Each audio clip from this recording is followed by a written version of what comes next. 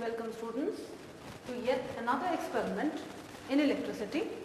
Now this is going to determine the frequency of alternating current, that is AC, that we use in our homes, the usual 220 volt supply, by using a sonometer and a magnet. The working formula will remain to be frequency is equal to 1 by 2L square root of T by N. Now obviously, since we are using a sonometer, L will stand for the length between the two bridges when you set your experiment. T stands for the tension in the sonometer wire, which is equal to the product of the mass which is hanging from the wire multiplied by acceleration due to gravity. The small m in the denominator stands for the mass per unit length of the sonometer wire. It depends upon the material that you have chosen for making the wire. It can be iron or brass. Now, to give more meaning to this formula, let us connect the circuit for determining the frequency of AC mains on the table. So now we are on the setup of determining the frequency of the AC mains. These are the AC mains through which you get a constant current supply in our homes, schools, etc. But then, as you can see, this AC at 220 volts is connected to a step-down transformer. The purpose of the step-down transformer is to lower down the value of voltage from 220 to a still lower value like 2 volts. Now further, after stepping down the voltage, we can see the sonometer apparatus. This is the wire of the sonometer. These are the two bridges on which we will be adjusting the length of the sonometer wire. For providing us a uniform magnetic field, we are using a horseshoe magnet.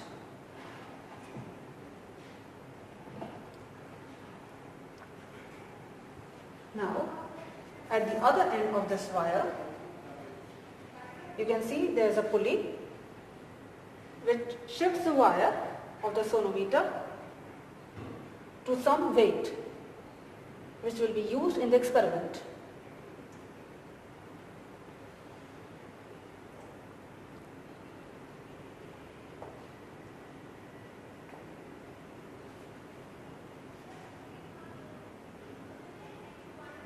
Now let us see how our apparatus will work to determine the frequency. Now to begin with, I will give you a small briefing on the theory behind this apparatus. Now, after stepping down the voltage, some current is allowed to pass through the sonometer wire. Now, there is also a uniform magnetic field provided by this horseshoe magnet. We have learned in our junior classes that whenever a current passes through a conductor and there is a normal magnetic field near it, then there is a force generated in the conductor. The same will happen here, that is, this current carrying conductor will experience a force in a direction perpendicular to the direction of the wire as well as to the needle. To get the exact orientation of this force, you can apply the Fleming's left hand rule, which you already studied.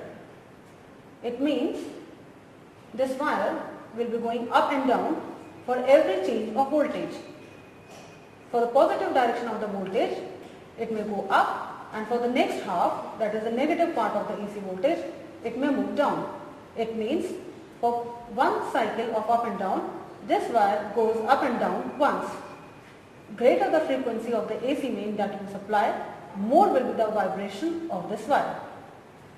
Now, our basic motto will be that we will be taking current through this wire and will be supplying certain voltage by the step-down transformer.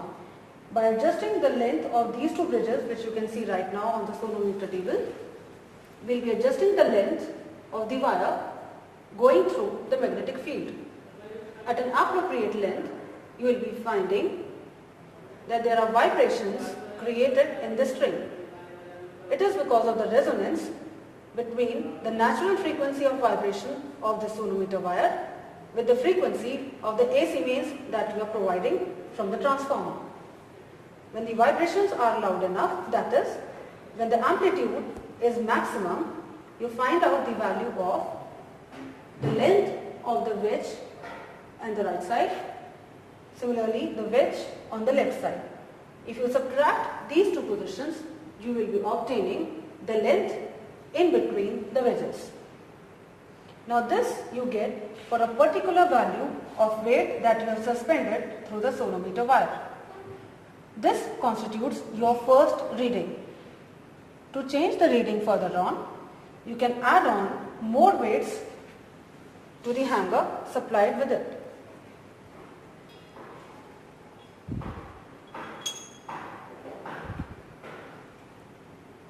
Now I have increased the weight on the hanger by 100 grams, and now we will try to observe how we will be able to take the readings of resonance in this setup.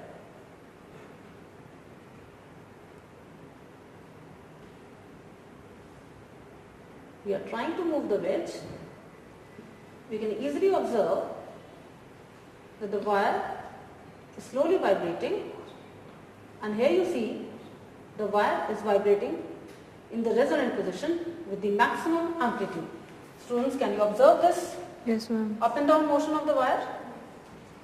In this position, when you are getting the resonance, you can find out the value of L1, that is the position of the first wedge that you assign, L2, the position of the second wedge. While you subtract, you get the total length in between the two wedges. The value of mass per unit length of this wire is shown on this slip. This value can be easily substituted in the formula to calculate the frequency of the AC main. The formula remains to be frequency is equal to 1 by 2L into under root of tension divided by mass per unit length. After observing the positions, we can switch off the supply in order to avoid the unnecessary heating of the wire. Similarly, you can add on more weights to the hanger and thereafter adjust the length of either of the wedges in order to obtain the next resonant position. Like this, for different values of weights that you take in the hanger, you can observe different values of length in the resonance position. After substituting them in the formula, we can average over the frequency of the AC mains. Excuse me, ma'am. In this experiment, why we use a magnet? Now, the reason of using this magnet is we want a uniform magnetic field, because without magnetic field, a current carrying conductor cannot experience a force. Thereby, we use this horseshoe magnet for applying the magnetic field to the current carrying conductor. Do you know what is the material of this wire of the sonometer? Now, this can either be iron or brass. In this particular setup that you can see, the material of the wire taken is brass. And why are we using step-down transformer? Well, that's a good question. As you know that step-down transformer always steps down the voltage that you are getting. Now, if you are getting 220 volt through this, you will step it down to, let us say, as low as 2 volt. The reason why we are not using directly 220 volt here in the sonometer wire is, more the voltage that you give to this conductor, the greater will be the heating produced. If the heating is too much, it can even burn away the wire while you are doing the experiment. That is why it is always preferable to work with lower voltages. Wire is made up of which metal? Well, the sonometer wire that you can see is made up of a non-magnetic substance. It can be brass, it can be copper. In this case, we have taken a brass wire. The reason for this wire to be non-magnetic is that it should not get its own magnetic field and it should not superimpose with the magnetic field of the horseshoe magnet that you supply.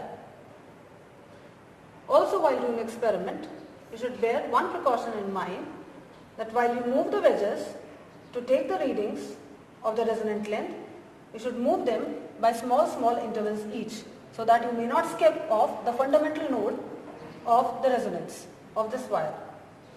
Similarly, while you change the weights in this hanger, you should be doing it stepwise.